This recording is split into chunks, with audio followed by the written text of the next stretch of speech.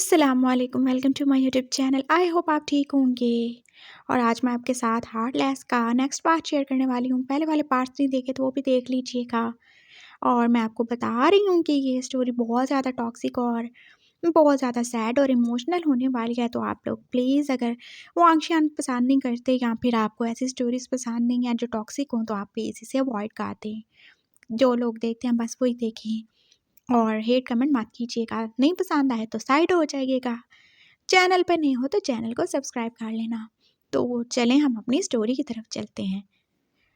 Wing जो कि आप वांग जी की इतनी ज़्यादा अच्छाई जो कि बस उसको दिखाने के लिए थी, उसको देख देख के हद से ज़्यादा ही उससे इम्प्रेस हो चुका था। और वांग जी यही तो चाहता था ना, विंग को अपने इतना ज़्यादा करीब करना कि बाद में जब वो उससे दूर हो तो बस रोने के अलावा उसके पास कुछ भी बाकी ना रहे। और ऐसा ही हो रहा था। वांग जी जो कि अब विंग के लिए उसका वांजी कहा था, जो कि हमेशा उसके साथ रहता है, जो हमेशा उसकी हेल्प करता है और उसे दूसरों से प्रोटेक्ट भी करता है। और आज ट्रिप भी जाने वाली थी और वांगी सुबह सुबह ही विंग के घर आ गया था। और उससे कोई भी दुख नहीं हो रहा था विंग के घर की हालत देख कर। हाँ, विंग का घर जो छोटा सा ही था, लेकिन विंग ने उसको अच्छे तरीके से मेंटेन करके रखा था। विंग की मम्मा जो कि बस लेटी हुई थी और वांजी फिर अपने साथ एक नर्स और एक नौकरानी को ले ही आया था। हाँ, नौकरानी ही तो है ना। और उसने उनको बोल दिया था कि 2 दिन तक आंटी का अच्छे तरीके से ख्याल रखना है। और विंग की मामा तो बस मुंह खोले के साथ देखे ही जा रही थी। उन्होंने बस विंग को पास बुला के इतना ही पूछा था, कौन है ये और इतना सब क्यों ही कर रहा है। मामा, ये वांगजी कहाँ हैं? मेरे सीनियर हैं, ये बहुत अच्छे हैं और यही मुझे ट्रिप पे लेके जा रहे हैं ना अपने साथ। ये बहुत अच्छे हैं और ये मेरा बहुत ज़्यादा ख्याल रखते हैं, आप परेशान ना हो। क्या ये सिर्फ वैसे ही तुम्हारा ख्याल कर रहा है या इसने बदले में तुमसे कुछ मांगा भी है? मामा विंग को शकी शकी नज़रों से देख रहे थे और विंग ने कहा, अरे नहीं मामा, वो ऐसे नहीं है। वो बहुत अच्छे हैं, उन्हें किसी चीज़ से कोई फ़र्क नहीं पड़ता। इनफैक्ट वो तो पूरे कॉलेज में हार्टलेस के नाम से मशहूर है, जिनको किसी भी लड़के या किसी भी लड़की में कोई इंटरेस्ट नहीं है। वो बस अपने काम से काम रखते हैं, वो बहुत ज़्यादा अच्छे हैं। विंग जो के पास वांगजी की तारीफ़ें किए जा रहा था और वांगजी जो कि रूम के बाहर खड़ा ये सब सुन सुन के खुश ही हो रहा था। हाँ, जो चेहरा उसने विंग को दिखाया था, विंग बस वही तो देख रहा था। विंग की मामा विंग की बातों के आगे अब चुप हो ही गई थी और वांगजी ने सिर्फ उसकी मामा का ही ख्याल नहीं किया था। इनफैक्ट विंग को उसके कैफ़े से भी छुट्टियां लेके दे दी थी। और रही बात बाहर की, तो वहाँ से भी अब विंग को इजाज़त मिल ही चुकी थी। नी मिंगजू जो कि वांगजी और जेवोजुन को बहुत टाइम से जानते थे, वो उनकी बात को कैसे ही याद कर सकते थे। और वैसे भी विंग के लिए तो उनके दिल में खास ही सॉफ्ट कॉर्नर था, सो उसे इजाज़त मिल गई थी। हर तरफ पास विंग के लिए अच्छे अच्छे लोग थे जो कि उसे सपोर्ट ही कर रहे थे। और ऐसा विंग का ही समझना था। वो अब रेडी हो रहे थे और वांगजी ने उसे कहा, जो भी तुम्हारे गर्म कपड़े हैं रख लो, वहाँ बहुत ज़्यादा ठंड होगी। हाँ, बस यही है, मैंने रख लिए। और नहीं है क्या? चलो कोई बात नहीं, मेरे पास हैं, हम दोनों मैनेज कर लेंगे। चलो अब लेट हो रहा है, बस जाने के लिए रेडी हो रही होगी। ओके आंटी, अपना ख्याल रखिएगा। वांग जी जल्दी से विंग के बैग आप अपने ड्राइवर को पकड़ा के उसका हाथ पकड़ के जल्दी जल्दी गाड़ी की तरफ जा रहा था। उन्हें जल्दी से कॉलेज पहुंचना था ताकि वो कॉलेज बस के साथ ट्रिप पे जा सके, जो कि कहीं बहुत ही ठंडी जगह पे जाने वाली थी। और विंग को इंतज़ार था जियान चैंग और यानली का, जो कि आ ही नहीं रहे थे। वो बार बार उनको कॉल कर रहा था लेकिन कॉल तो मिल ही नहीं रही थी, पता नहीं क्या ही मसला था। उन्होंने कॉलेज जाके भी कितनी देर वेट किया था लेकिन वो तो आ ही नहीं रहे थे। और फिर बहुत देर बाद ही कॉल पे बात हुई थी, तो यानली ने बताया था कि वो यहाँ ट्रैफिक में फंस गया और उनकी गाड़ी के आगे 2-3 कंटेनर हैं जो कि कछुए की रफ्तार से ही चल रहे हैं। और फिर वो लेट हो ही गए थे और उन्हें यहाँ पे छोड़ के कॉलेज बस अब ट्रिप के लिए निकल ही चुकी थी। विंग बहुत ज़्यादा ही दुखी था। अब सारा कुछ हो चुका था, वो फ़ीस दे चुका था, रजिस्ट्रेशन हो चुकी थी, इसलिए उससे जाना ही था। लेकिन वो अपने दोस्तों को बहुत ज़्यादा ही मिस कर रहा था। वांगजी जो कि उसके साथ ही आके बैठ गया और विंग उसे देख के हैरान हो गया क्या आप भी चल रहे हैं? हाँ, तो और क्या।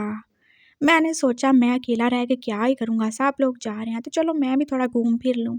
वैसे भी लाइफ में थोड़ा चेंज होना चाहिए। और देखो अच्छा ही हो गया ना मैं जा रहा हूँ, नहीं तो फिर तुम अकेले रहते। हाँ, ये भी है। तुम सैड नहीं हो, वो बहुत जल्द आ जाएँगे और अगर ना भी आए, तो वैसे भी वो तो घूमते-फिरते ही रहते हैं ना। तुम्हारे लिए तो ये फर्स्ट टाइम है ना जब तुम घर से बाहर जा रहे होगे, है ना? जी, ऐसे ही है। हाँ, तो फिर ठीक है ना, चुप हो जाओ। कोई ज़रूरत नहीं है दुखी होने की और अच्छे से एन्जॉय करना। वो तुम्हें खुश देख के बहुत ज़्यादा खुश होंगे। वांगजी ने विंग को चेयर अप किया था।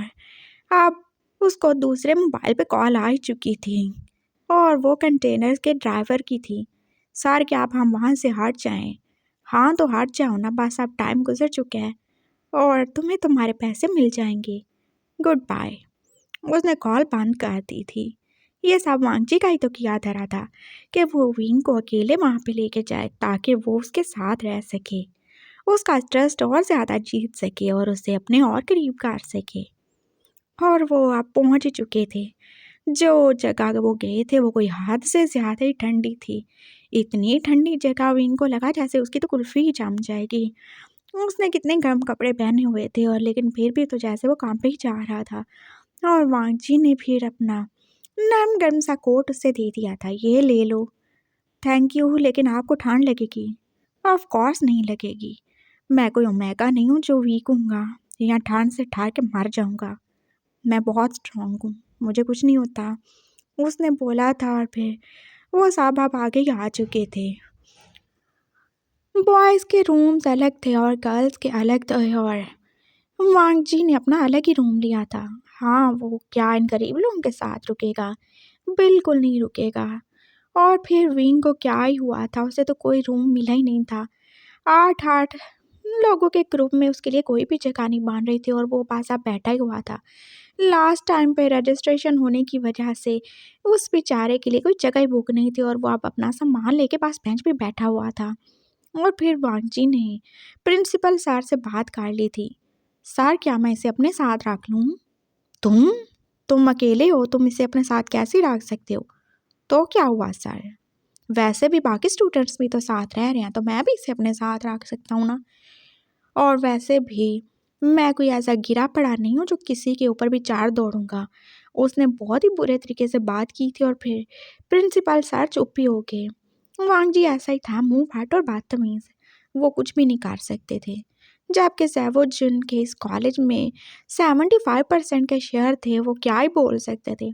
हाँ ठीक है, लेकिन अपनी लिमिट क्रॉस मत करना। हाँ, मुझे कोई ज़रूरत भी नहीं है उस गरीब को मुँह लगाने की, मैं तो बस कर्टसी में कह रहा था।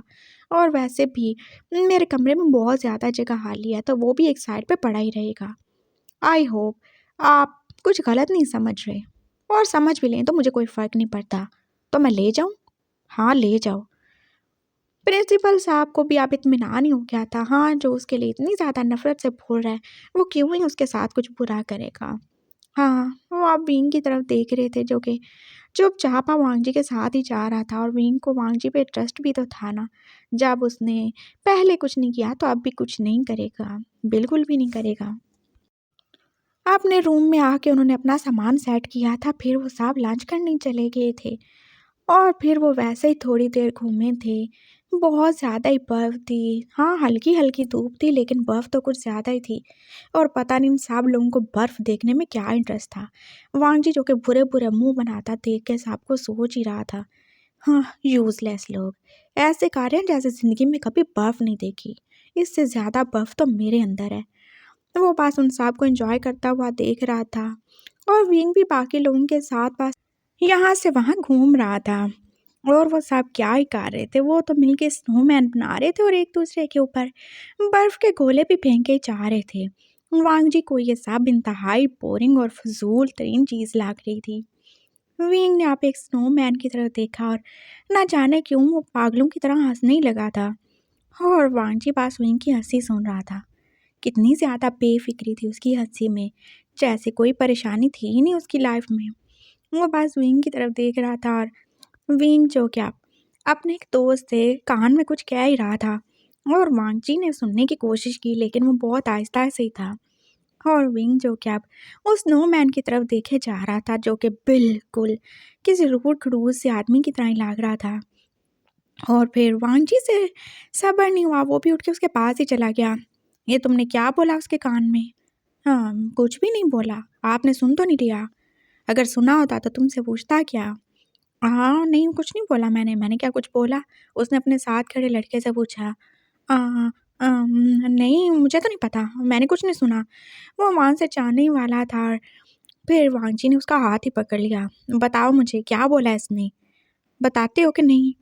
और वांग जी ने इतने ज़्यादा कोल्ड फेस के साथ उससे पूछा था कि वो डर के मारे आप बोलने ही लगा था। हाँ, इसने पता क्या बोला? इसने बोला कि ये स्नोमैन बिल्कुल वांग जी का की तरफ लग रहा है, एकदम रूड खड़ूस सा, ऐसे जैसे बर्फ़ में जमा हुआ। और बस यही बोला इसने, मैं जाऊँ क्या? उसने एकदम से अपना हाथ छुड़ाया था और अब वो भाग ही रहा था। और विंग जो क्या वांग जी की तरफ देख रहा था, पता नहीं वांग जी क्या ही रिएक्ट करेगा। वांग जी जो क्या विंग की तरफ वापस आया। हाँ, आई एम सॉरी, मैंने बस वैसे ही बोल दिया था। ये आपकी तरह ही तो लग रहा है ना, देखें एकदम इसने मुँह फुलाया हुआ है और कितना वाइट है ना, बिल्कुल आपकी तरह। I am sorry. वो अब डर रहा था, कहीं वांग जी को उसकी बात बुरी ना लग जाए। और वांग जी जो क्या विंग को एकदम जैसे उसकी वेस्ट से पकड़ कर अपने करीब ही काट चुका था। और विंग को अब पक्का डर था कि वांग जी ज़रूर उसे पनिश करेगा। आई एम सॉरी ना, तुमने सही कहा, ये बिल्कुल मेरी तरह का है। कितना अच्छे से जानने लगे हो ना तुम मुझे, है ना? वो डायरेक्टली विंग की आंखों में देख रहा था और विंग जो कि इतनी सर्दी में उसकी गर्म गर्म सांसें सीधा अपने फेस पे ही फील कर रहा था। आपको बुरा नहीं लगा? विंग ने बस डरते डरते पूछा था। नहीं, मुझे बुरा क्यों लगेगा? तुमने सही तो कहा है, मैं हूँ ही एक स्नोमैन। देखो, मेरे जैसा ही तो है ना, बिल्कुल जैसे मैं हूँ, जो बिल्कुल हँसता नहीं हूँ, ये भी नहीं हँसता। जैसे मैं एकदम से अंदर और बाहर से ठंडा हूँ, वैसे भी ये है। हाँ, सही बोला तुमने। लेकिन और इससे पहले वो कुछ और बोलता, उसने बस एक की कार के स्नोमैन को तोड़ ही दिया था। और विंग तो बस वैसे ही खड़ा रह गया। कोई और मेरे जैसा हो या किसी को मेरे जैसा कहा जाए, ये मुझे अच्छा नहीं लगता। मैं अपनी टाइप का बस एक हूँ। वांगजी बस एक है और कोई और वांगजी जैसा हो ही नहीं सकता। समझ गए तुम? मुझे आइंदा किसी के साथ कंपेयर मत करना वी। हम वो तो सिर्फ एक स्नोमैन था, कोई इंसान थोड़ी था वो। हाँ तो इंसान नहीं था, जो भी था, लेकिन कुछ तो था। और कोई भी चीज़ हो, मेरे जैसी नहीं है। मुझे मत कंपेयर करना किसी से। I hope you understand. Wang ji ने बस आप प्यार से विंग के गाल ही थपथपाए थे। विंग जो के वांग जी के इतने कोल्ड फेस और ऐसी बातों से थोड़ी देर के लिए डर ही गया था, लेकिन उसने कोई गुस्सा नहीं किया। बस उस स्नोमैन की शामत आई थी तो चलो वो तो मार ही गया ना। विंग का पास वहीं खड़ा खड़ा कांपे जा रहा था और फिर वांग जी ने उसे एकदम जैसे अपने साथ ही ले लिया। चलो यहाँ से, तुम पहले कितनी मार खा चुकी हो, अपनी हालत देखो, चल के मेडिसिन ले लो। इतनी देर ठंड में रहना ठीक नहीं है, बाद में आके खेलते रहना। वो उसे अपने साथ ही लेके आ गया था और उसने उसे मेडिसिन भी दे दी थी और साथ में कॉफ़ी भी, जो कि उसने अपने लिए मंगवाई थी। देखो यहाँ साहब कितना अच्छा है ना, रूम में है ना, सिर्फ मैं और तुम, कोई भी नहीं, कितना सुकून है। बस यही तो अच्छी जगह है।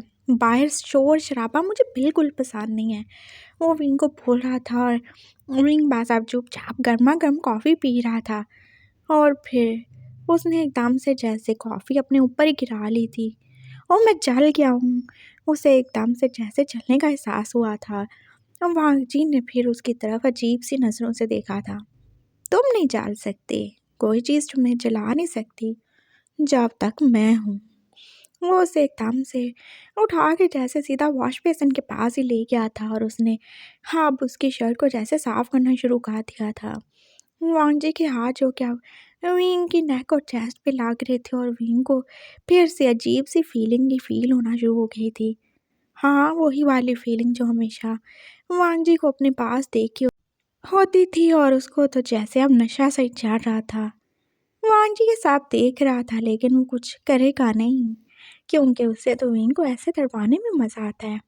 हो गया, थैंक यू, मैं खुद भी काट सकता था। चलो कोई बात नहीं, मैंने काट दिया तो। वैसे भी हम दोनों एक ही रूम में है ना, तो क्या हुआ, एक दूसरे की हेल्प तो कर ही सकते हैं ना।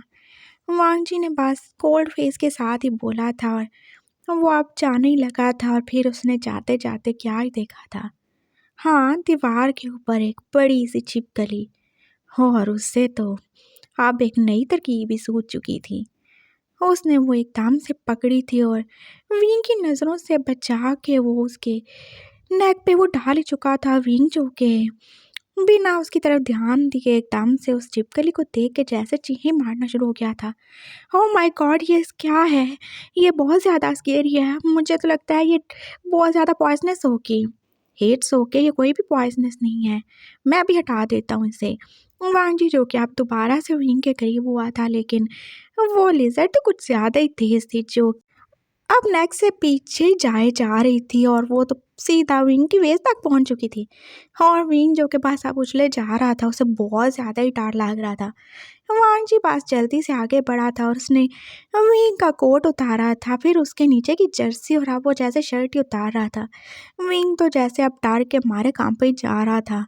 हाँ, उसे बहुत ज़्यादा इरिटेशन हो रही थी।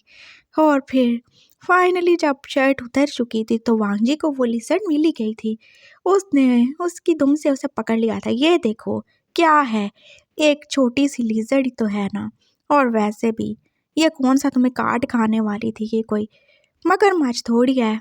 वो ऐसे आराम से छिपकली को पकड़े हुए था जैसे वो कुछ और ही हो। और विंग जो के काम पे जा रहा था, ये देखे कितनी बड़ी है, इसके दांत देखें आप, बस करो तुम, ये कोई भी बड़ी नहीं है। उसने एकदम से जैसे उस छिपकली को फेंक दिया था और शायद वो उसे मारने ही वाला था लेकिन विंग ने आगे बढ़ के उसे रोक दिया। जाने देना, उस बेचारी को भी जीने का हक है। अरे वाह, अब वो एकदम से बेचारी हो गई, पहले तो वो खतरनाक थी, तुम्हें मार डालने वाली थी ना। वांग जी पास आप विंग की तरफ देख रहा था और विंग जो कि अब वो एकदम से सर्दी फील करने लगा था और फिर उसका ध्यान नीचे गया। वो बिल्कुल ही तो शर्टलेस था और वांग जी के सामने था और वांग जी ने तो सारा कुछ उतार फेंका था ना। उसने जल्दी से खुद को कवर करना चाहा था और अब वांग जी पास उसकी तरफ देख ही रहा था। आप प्लीज़ बाहर जाएं, उसने बोला था और फिर वांग जी जो के वैसे ही खड़ा था किसी भूत की तरह। क्यों जाऊं मैं बाहर, ये रूम मेरा है ना, ये वॉशरूम भी मेरा है, तो बाहर नहीं जाऊंगा मैं। तुम्हें जो करना है यहाँ पे कर सकते हो, शर्ट ही पहननी है ना, और क्या करना है, लाओ मैं पहना देता हूँ। और फिर ना करने के बावजूद वांग जी ने वो सब उसे पहना ही दिया था। विंग को कितना ज़्यादा अजीब लग रहा था लेकिन साथ में उसे हैरानी भी हो रही थी। वांग जी एक अल्फा होने के बावजूद विंग को किसी भी बुरे तरीके से टच नहीं कर रहा था, ना उसने उसके साथ कुछ बुरा किया था। और यही चीज़ तो अब विंग की नज़रों में वांग जी को और ज़्यादा ही अच्छा बनाई जा रही थी। और विंग तो नहीं जानता था ना कि वांग जी पास उससे दाना ही डाल रहा है ताकि फिर वो बाद में एक बार ही उसका शिकार कर सके। ऐसे ही ये दिन गुजर ही चुका था और फिर विंग डर और सर्दी की वजह से दोबारा बाहर गया ही नहीं और वो अब बाकी टाइम रूम में गुजार के आराम कर रहा था। वांग जी ने उसे कुछ भी नहीं कहा, बस उन दोनों ने डिनर किया था बाकी सबके साथ और वो फिर अपने रूम में ही आ गए थे। विंग जो पहले थोड़ा नर्वस, थोड़ा डरा हुआ ही था लेकिन उसे वांग जी से कोई खतरा नहीं था। नेक्स्ट डे वो सब लोग अब फ्रोज़न लेक को विज़िट करने जा रहे थे और विंग तो बहुत ज़्यादा एक्साइटेड था।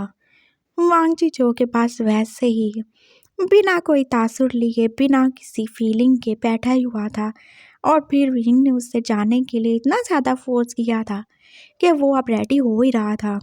और उसने विंग से बोला कि वो ख्याल से रहे और ज़्यादा दूर जाने की कोई ज़रूरत नहीं क्योंकि अक्सर वो लेक्स जो कि बहुत ज़्यादा ही वीक होते हैं और कहीं से भी उनकी बर्फ़ टूट सकती है और वो किसी को अपने अंदर ही ले सकते हैं। और फिर अब वो सारे निकल ही चुके थे और घूमते घूमते विंग और वांग जी तो अब दूर ही आ चुके थे। विंग को वो सब बहुत ज़्यादा अच्छा ही लग रहा था, वो पूरी तरह पैक एक छोटे से खरगोश की तरह ही लग रहा था और वांग जी जो के पास बेदिली से और बिना किसी इंटरेस्ट के सब कुछ देख ही रहा था। वो सब लोग तो दूसरी साइड पे रह गए थे और विंग जो क्या पहाड़ों को देखते देखते और उस फ्रोज़न लेक को देख के बहुत ज़्यादा एक्साइटेड था, जो इतनी ज़्यादा क्लियर थी कि उसके नीचे से उसको फिशेस भी नज़र आ रही थी। ये सब बहुत ज़्यादा ही अच्छा था और विंग जो के इस ब्यूटी से मेस्मराइज ही हो चुका था।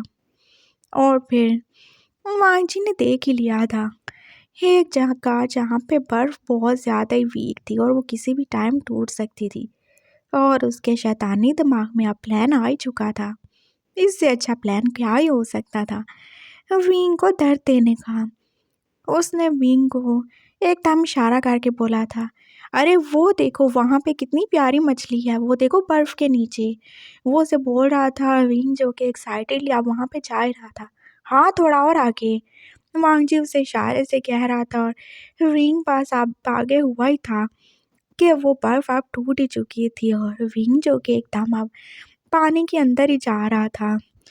और वो तो जैसे अंदर जाते ही आधा तो जम ही गया था। वांग जी कहा, प्लीज़ हेल्प मी। ओह, ये क्या हो गया, मैं अभी आ रहा हूँ। वांग जी ने एकदम अपने चेहरे पे परेशानी सजाई थी और वो आहिस्ता आहिस्ता चलता विंग के करीब ही आ रहा था। विंग जो कि अब आहिस्ता आहिस्ता से ही लेकिन पूरा का पूरा उस ठंडे पानी में जैसे डूब ही चुका था और उसकी सांसें तो अब आहिस्ता ही चलने लगी थी। इतना ठंडा पानी था कि वो किसी भी टाइम मर ही सकता था। और अब वांगजी ने शोर मचा के बाकी सबको इकट्ठा कर लिया। ये देखो वी को क्या हो गया, मैंने तो उसे इतना ज़्यादा रोका था इधर मत जाओ, लेकिन देखिए उसको क्या हो गया। वो सब आप आगे जाने से डर ही रहे थे क्योंकि वो तो बहुत ज़्यादा डेंजरस जगह थी। और वांगजी जो कि अब सबसे बोल रहा था कि उन्हें आगे चल के वी की हेल्प करनी चाहिए, लेकिन कौन ही होगा जो कि इतनी खतरनाक जगह पे जाएगा। उसको बचाने के लिए अपनी जान को क्यों ही कोई खतरे में डालेगा। और फिर वांगजी ने देखा था कोई भी तो आगे नहीं बढ़ रहा था। और फिर प्रिंसिपल साहब ने बोला था कि मैं अभी पुलिस को कॉल करता हूँ, यहाँ पे कोई और तो होगा जो हमारी हेल्प कर सके, लेकिन तब तक वो मर जाएगा ना। वी की आप फिक्र ही हो रही थी वांगजी को। हाँ, तो मरता है तो मर जाए, हम क्या करें, हमने थोड़ी बोला था उसको वहाँ पे जाने के लिए। एक लड़का जो कि वांगजी का ही क्लास फेलो था बोल रहा था और वांगजी ने अब उसे घूर के ही देखा था। हाँ, तो क्या वो इंसान नहीं है, वो ऐसे कैसे मर जाएगा। हाँ, तो आप उसे यहाँ पे साथ लेके आए थे ना, तो जाएँ उसे बचा के लाएँ। उस लड़के ने अब दोबारा से वांगजी की तरफ देखा था और वांगजी अब एकदम से चुप ही हो गया। हाँ, उसे कोई फ़र्क नहीं पड़ना चाहिए, विंग मरे या जिए, उसने खुद ही तो उसे वहाँ पे भेजा था, लेकिन विंग उसका मार्ग ढूँढेगा था और जाने क्यों ही इस रिलेशन की वजह से, इस बॉन्ड की वजह से वांगजी को थोड़ी-थोड़ी सही लेकिन उसकी फ़िक्र हो ही रही थी। 5 मिनट तो गुज़र ही चुके थे, अगर वो सच में मर गया हुआ तो? और अभी वो मरना नहीं चाहिए ना, अभी तो उसको और ज़्यादा पेन देना है। अभी तो वांगजी ने उससे सब कुछ छीनना है ना, उसकी सेल्फ रिस्पेक्ट सब ख़त्म करना है। एकदम से कैसे वो मरने देगा, वो भी इतनी आसानी से। वांगजी ने अब अपना कोट उतारा था और अब वो उस जगह की तरफ दौड़ ही रहा था। हाँ, सही है, मैं ही उसे बचा के लाऊंगा। वो अब बस दौड़े जा रहा था और फिर वो वहाँ पे पहुँच गया था। उसने आहिस्ता आहिस्ता ऐसे ही आगे बढ़ के देखा था। विंग जो कि अभी तक पानी में ही था और वो ज़्यादा नीचे नहीं गया था क्योंकि नीचे तो बर्फ़ ही थी ना। हाँ, लेकिन वो बेहोश हो चुका था और बिल्कुल जैसे जमने ही वाला था। वांग जी उसे कैसे बुलाता, वो कैसे ही सुनेगा। वांग जी ने अपना हाथ आगे बढ़ाया था और फिर बाकी लोग भी आ ही गए थे, शायद उनमें थोड़ी-सी इंसानियत अभी बाकी थी। उन साहब ने अपनी-अपनी शर्ट्स उतार के उसकी छोटी-सी रस्सी बना ली थी और अब उसको पकड़ के वांगजी एक साइड से विंग को बाहर ही खींच रहा था। थैंक गॉड विंग को बाहर उसने निकाल लिया था और अब उसे बर्फ़ पे ही लिटा चुका था और वो कैसे ही ठंडा होके जम चुका था जैसे। वांगजी उसकी तरफ देख रहा था। क्या ये मर गया है? प्रिंसिपल साहब को एकदम से फ़िक्र हो रही थी। नहीं सर, मरा नहीं है और ना ही मैं इसे मरने दूँगा। उसने एकदम से विंग को उठा ही लिया था।